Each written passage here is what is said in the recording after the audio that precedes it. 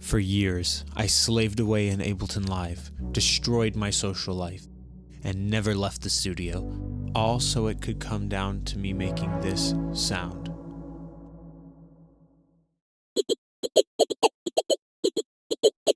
Yep, that's pretty much it. Well, maybe you'll like it more in context.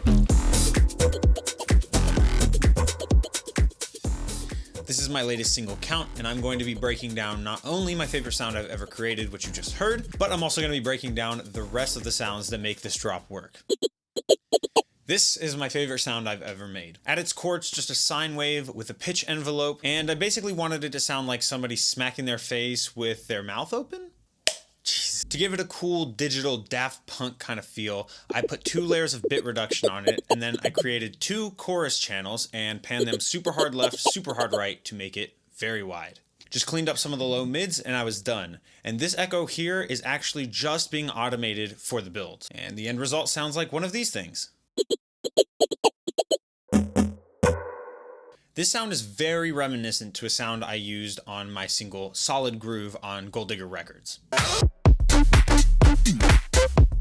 Like that sound, this sound is just 2 square waves. One is pitched up 2 octaves and a fifth, and the character of the sound really comes from this phaser and distortion. But the interesting thing here is happening with the reverb. This sound is heavily reverb, so it sounds really far away and contrasts with the dry elements. So the dry elements feel actually closer to you. But only that top note has reverb on it. What's happened here is I've created a completely separate effects channel using an audio effect rack. And I have a Max for Live LFO actually affecting the volume of that sound. Later on in the effects chain, I have reverb, but the reverb is only being triggered by the sounds that make it through the volume automation, which is why only certain notes get reverb and certain ones don't.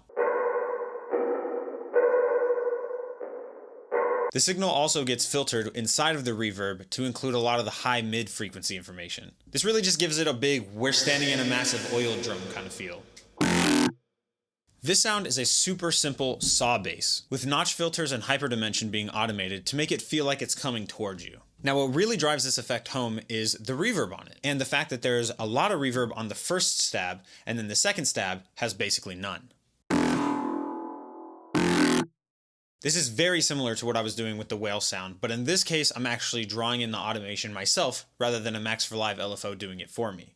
I really like playing with this extreme sense of space in tracks because it makes it sound otherworldly and not like anything you would hear naturally. And this small contrast in the character of the sound can make a huge difference in the overall mix. Also, you notice I have the reverb before Trash 2.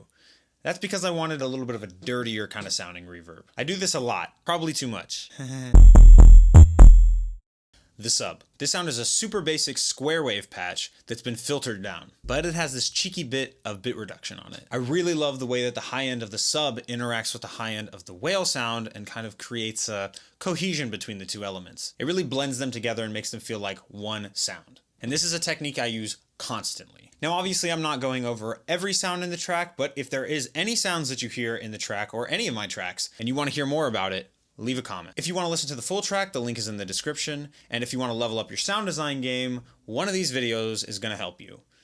And I guess this is the end of the video. And you still haven't clicked one, so you should go, you should probably, right? Like just,